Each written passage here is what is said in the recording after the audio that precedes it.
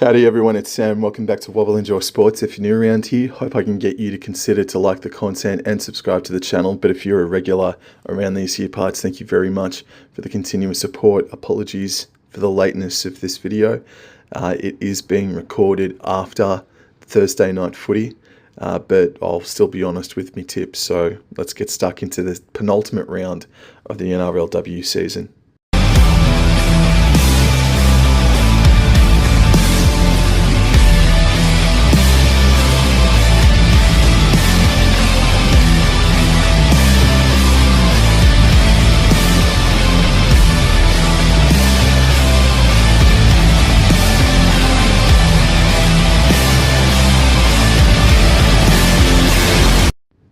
Just then we saw the West Tigers defeat the St. George Illawarra Dragons, the Tigers snapping a 14-game losing streak, getting their first win of the season, 16 points to 14. Congratulations to them in wet, windy, awful conditions out there at Leichhardt.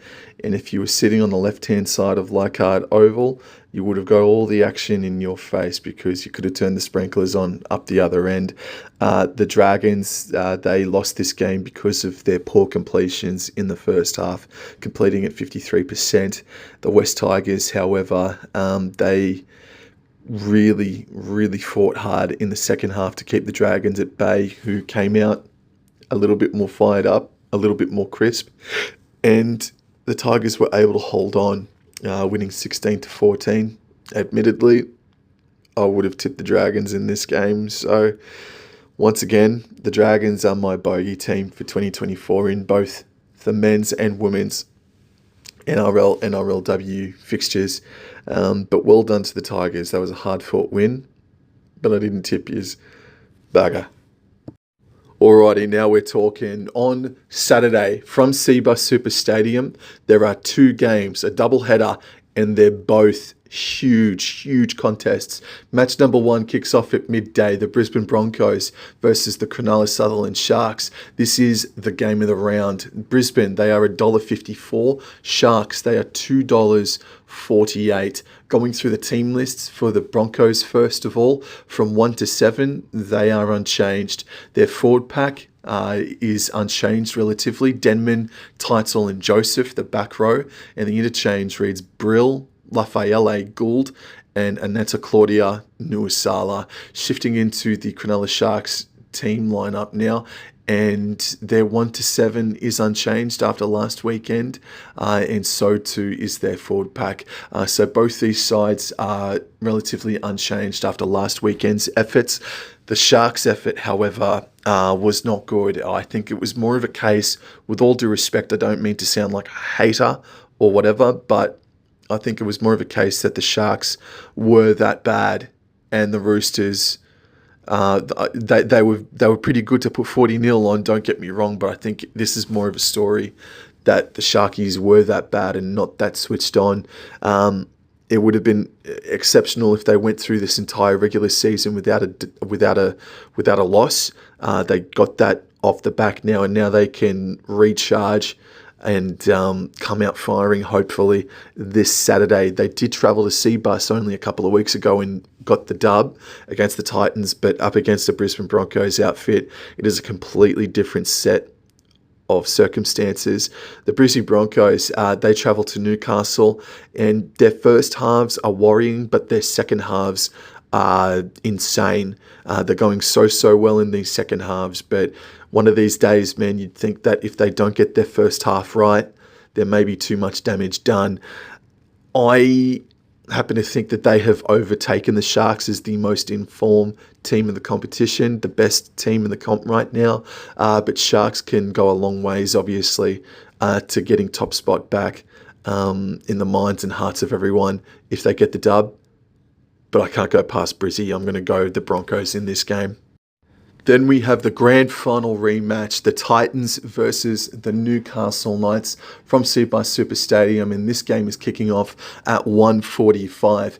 The odds are the Knights $1.63, the Titans at $2.30, and unfortunately I think that number will balloon out even further before kickoff because the team list news for the Titans is disastrous. It's almost season-ending sort of stuff.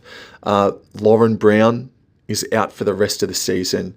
Matakino Gray, Niall Williams-Guthrie out for the rest of the season. So let's go through the team lineup now. So Politi, Gray, and Bass, the back three.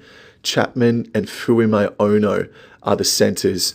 Montgomery and Lofipo are the halves pairing. So that's interesting that Fuime Ono does return after 2 weeks suspension, and her natural position has been in the halves, but she's been selected to play at centre, such as their injury toll at the moment, the Gold Coast Titans. The forward pack is Marto, Breely, Nati, and Elliston. Canfield, Bent, and Hale. And the interchanges Kolk, Clark, Masanga, Serena Masanga, and Arakua. Just quietly, this Masanga was absolutely exceptional on debut last weekend against the Parramatta Eels. Going into the lineup for the Newcastle Knights now, their 1-7 is unchanged with Jesse Southwell and Roach in the halves. The forward pack, Kapani, Butler, and Higgins. Albert Jones, Clydesdale, and Southwell. And the interchanges Maynard, Romanuik, Predabon, and Tinau. It rounds out the interchange as well. So Evie Jones does shift out into jersey number 18. This is such a shame that the Titans are so injury riddled. There are still superstars in this team, and even just going through that 1-7, Chapman returns, Fuime Ono returns into the centres. There's still stars in that lineup. But it's just we've never seen it quite like that or quite like this before. And to truth be told, this young Montgomery at halfback has made a pretty big impression on myself and a lot of others as well. So she goes really, really well. But the Newcastle Knights last weekend against the Brisbane Broncos, they were able to get out to a good lead. They faded badly in the second half. The Titans, they were involved in a smash-mouth, really good quality game against the Para Eels, but then just lost in the final 10 minutes due to an error. There's a sniff.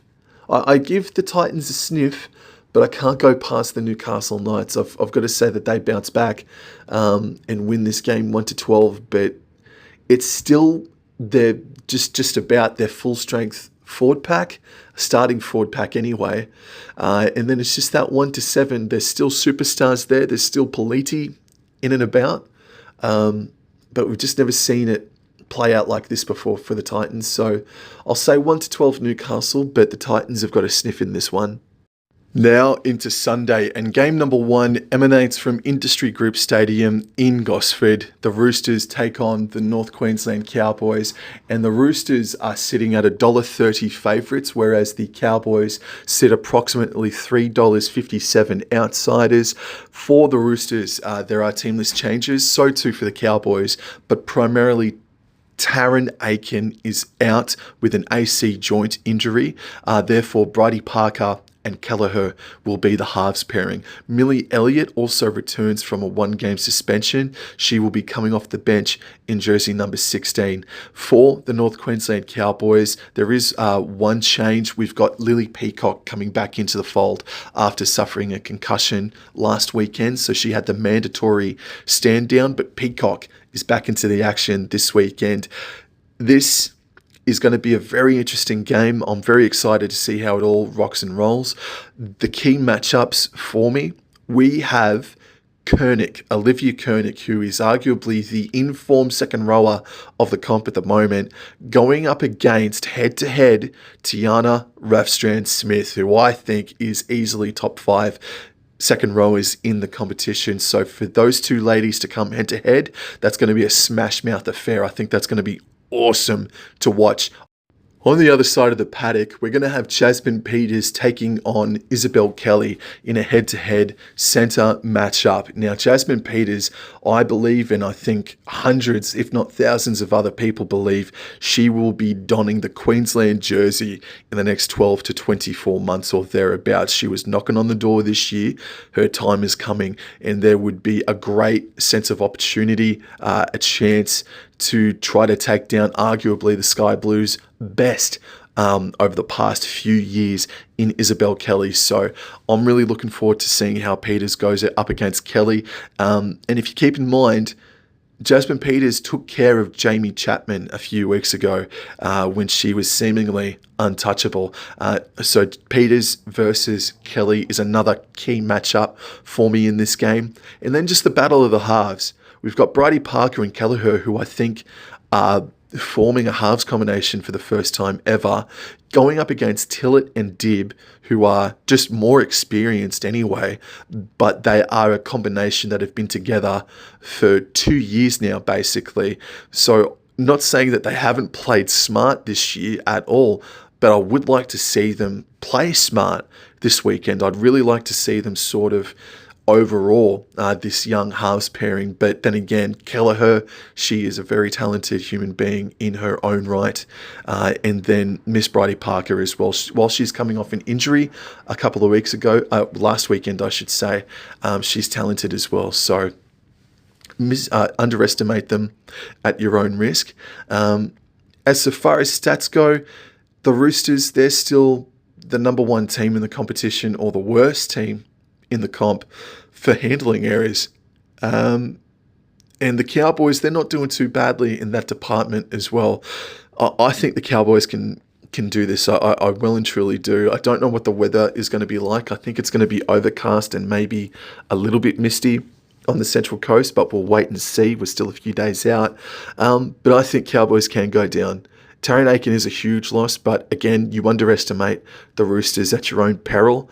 And if the Roosters end up playing their natural game of making a truckload of errors and penalties as well, and if the Cowboys can just not make as many penalties and errors, it could be a closely fought, tight tussle. It could be if the Cowboys are to win this, it could be a 16 points to 10 sort of a scoreline for North Queensland. And I think that it's very, very feasible.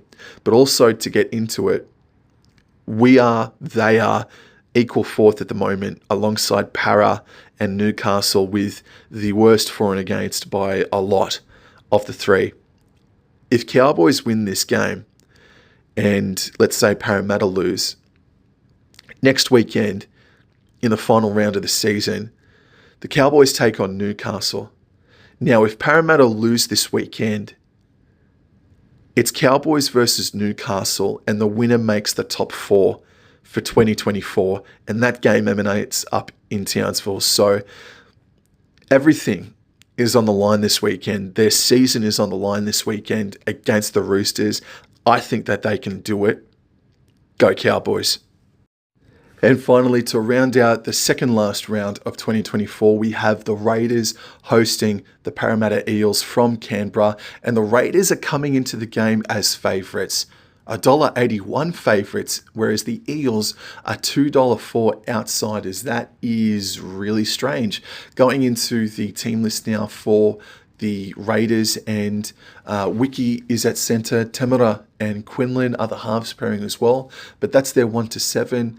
Their forward pack is Kemp starting, Temura and Hollyman, Soliola, Dodd, and Talfa returns into the fold.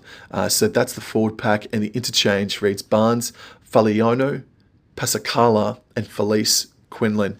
Going into the Parramatta Eels lineup now, and Church, Fay, and Donovan are the back three, Owen and Kelly the centres, Tohi Hiku and Pearson the halves pairing. Tohi Hiku might be a dark horse for Dally M 5/8 of the year. It's a massive, massive call, but she has had a very good year. The forward pack, Albert, Todd Hunter, and Madeline Jones. Jackson, Murphy, and Eels are the back row. And just another one as well, Chloe Jackson is just about my Dally M Rookie of the Season as well. She's having a terrific year. The interchange, Rosemary Beckett, is very strong. Very, very strong. And for a hooker, she's got a big body, I reckon. So she's gone really well, Miss Rosemary Beckett.